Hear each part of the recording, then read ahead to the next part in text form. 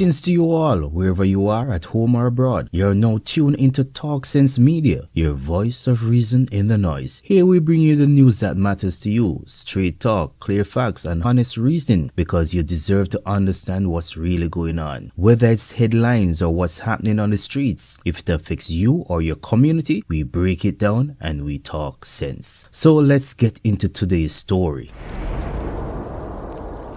A lot of people nowadays are careless with their words. They say things without thinking of the consequences, nor are they messengers of truth, fairness, or doing what's right because that's the correct thing to do. And so many are driven by emotions, half-truths, misinformation, and downright lies. So Hurricane Melissa just destroyed hundreds of communities. Thousands of people lost everything. Their homes, their belongings, some lost their documents, their IDs, birth certificates, everything that you can think of that proves their identity, that proves exactly who they are. And right now as we speak, there are people who need help, who are hungry and don't have clean water, who are living in less than ideal conditions, living a shattered life. And as challenging as the relief efforts are, some might not get any of the relief. Not because the government wicked and there isn't any help, not because the government isn't distributing relief help, but because of a lie, or should I say misinformation. There is misinformation spreading on social media that could prevent people from showing up to the relief centers or the posts to get the much needed help that they need. And in a time of disaster like this, you need water, you need food, you need hygiene products so disease don't spread, and you need shelter. But there's one more thing, something just as critical that oftentimes we don't talk about enough and we take for granted. And you know what that is? Credible information. Because here's the thing about disasters. Disasters can create uncertainty, and in uncertainty, misinformation can spread like wildfire. And in a crisis like this, misinformation is not just fake news. It is dangerous and it can lead to potential deaths which are unnecessary. So here's what has been circulating on social media lately. So imagine after the storm, right? People need TRN and NIS so that they can get a care package. Because I just saw someone post about it that the care package came, however they needed their TRN and NIS and ID so that they can get their care package. Like, what are we doing? What exactly are we doing? We should be protecting our people. We should be protecting each other. But still yet, we're out here worried about the wrong things. I swear, we have been failed. As a people, the bigger head them fail with. Yeah, the bigger head them fail with. And trust me, I am not surprised if I see a month from now they hold on to aid, and a month from now they're telling you that you have to go and get needs in order to get help. I am so looking for the day when they say that we need needs to get help. But let's see what's going to happen. No, we know that communication is still a big issue. People who desperately need help. People who lost their IDs in the hurricane. People who are already stressed out and vulnerable. Hearing such information, they might just decide to stay home because they have lost their documents and IDs, and might not go to a relief center because they think that they'll return back. And this is completely false. So on Sunday, the Ministry of Labor and Social Security put out a statement, and I'm going to read the most important part for you. And it says, no documentation is required to access any food or hygiene packages distributed by the Ministry of Labor and Social Security. Let me say that again. You do not need ID to get emergency relief. You don't need your TRN. You don't need a birth certificate. You don't need anything at all. All you need to do is show up and you get the help that you need, and that's it. So where did all of this rumor come from?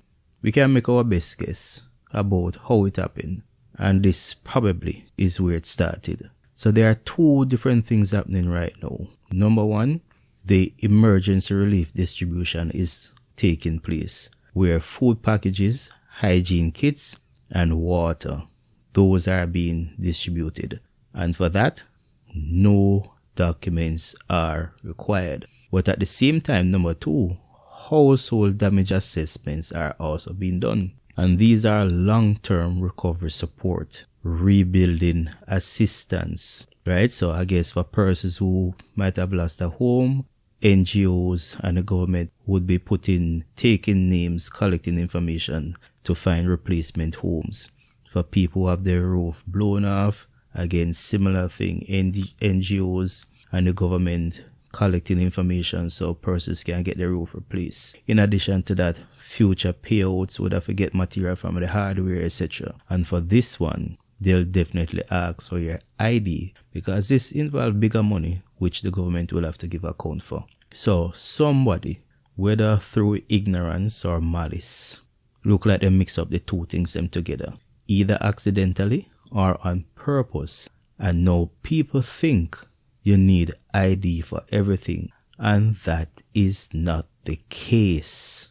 We are in the middle of a disaster. People are suffering, communities are trying to rebuild, and there are people out there who are sitting or standing behind a camera creating chaos, whether it's intentionally or unintentionally.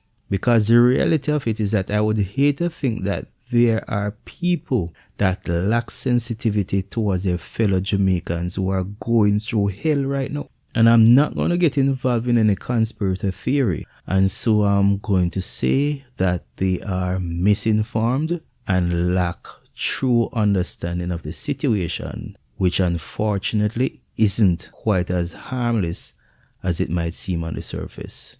But you know what's almost worse?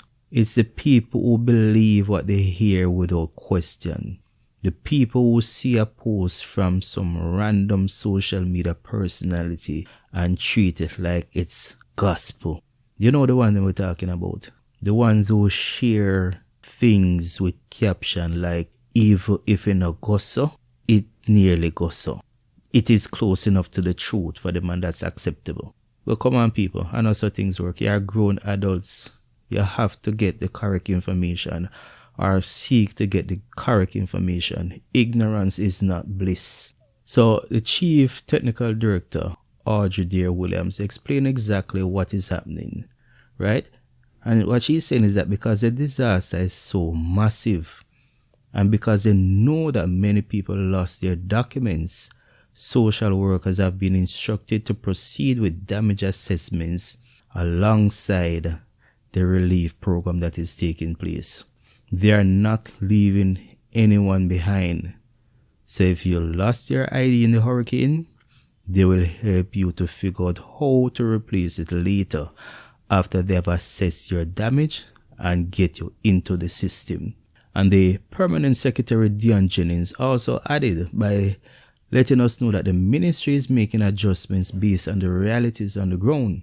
And this isn't just one agency doing the work all by themselves. It's ADPEM, Parish Disaster Coordinators, volunteers, the Jamaica Defence Force, the Jamaica Constabulary Force, along with local and international donors. So this is a coordinated effort to help every single person who needs it. So here's what you need to know. 1. If you or someone you know needs hurricane relief, go to the center and get it. Go to the drop-off point and get it. You don't need documents. Remember, you do not need documents. You don't need permission. All you need to do is to show up and you'll get your relief package. Secondly, stop, and I mean stop. Act like a grown-up, like an adult. Getting your information from random social media personalities, especially those who are totally against the government. Don't just accept whatever they say. And I don't care how many followers they have, and I don't care how confident they sound. If they are not an official source, verify what they are saying. And here's how you can easily verify: the Ministry of Labour and Social Security. And you can contact them at 876 922-8000 to 13. You can also WhatsApp at 876-582-8972. You can contact your parish disaster office, and you can also search the ODPEM official channels to get the information you need. These are credible sources. These are people who actually know what's happening. And number 4, if you see misinformation, spread it. Play your part. Try to correct it. Try to put out the correct information. Just don't shake your head. Say something. Share the truth. Link whatever information you are seen to official sources so people can be informed.